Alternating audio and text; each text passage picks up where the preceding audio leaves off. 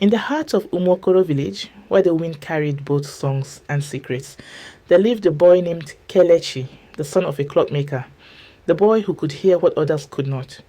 When the sun slept and the sky turned to ashes, Kelechi would sit in his father's old workshop, a small clay hut filled with broken radios, rusted clocks, and the faint smell of machine oil and rain.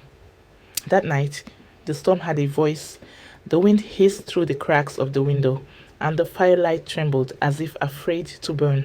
Kelechi leaned close to an old radio, turning the knobs with gentle fingers. His father had taught him patience. Every clock has a soul, he once said. But the night, something else was listening too. At first it came softly. A laugh. A laugh he knew. His friend Chike, clear as day, even though Chick was nowhere near the house. And then, just as quickly, a scream. A sound so sharp, it sliced through the rain. Kelechi froze. His heart stumbled. His breath caught in his throat. He turned the radio off, but the laughter and the scream still echoed faintly in the air, like ghosts trapped in thunder. He whispered to himself, "Chike," but only the wind answered. Thunder cracks. The sound of rain grows louder. He stepped outside, barefoot into the cold rain. The village slept beneath the storm, the huts glistening in lightning's brief fire. And there, between the palm trees and the shadows, Kelechi heard it again, the whisper. It wasn't human, it wasn't wind, it was something between the two. It called his name, softly. Kelechi. His chest tightened. He looked toward the forest, heart pounding, but nothing moved except the rain.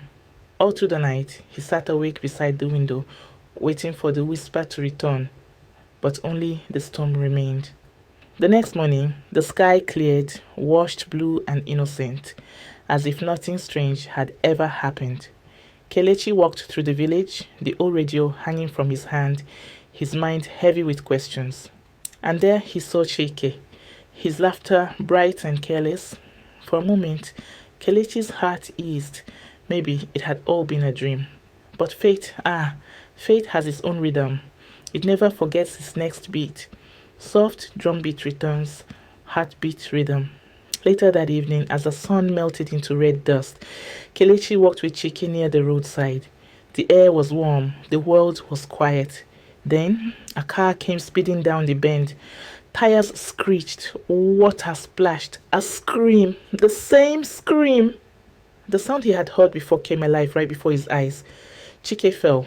The radio in Kelechi's hand dropped to the ground. Time itself stood still. In that moment, the whispers were no longer a mystery. They were memories of tomorrow. Silence. Then, slow, sorrowful flute begins to play. That night, Kelechi returned to his father's workshop. Rain tapped gently against the roof again. The clocks ticked, steady and sure, all except one. His father's oldest clock, the one made with brass hands and a cracked glass face.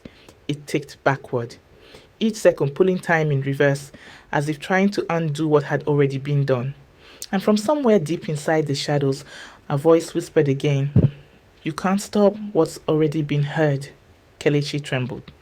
He knew what he heard was real. And from that night onward, the boy became a listener of fate. Flute fades, wind whispers, then silence.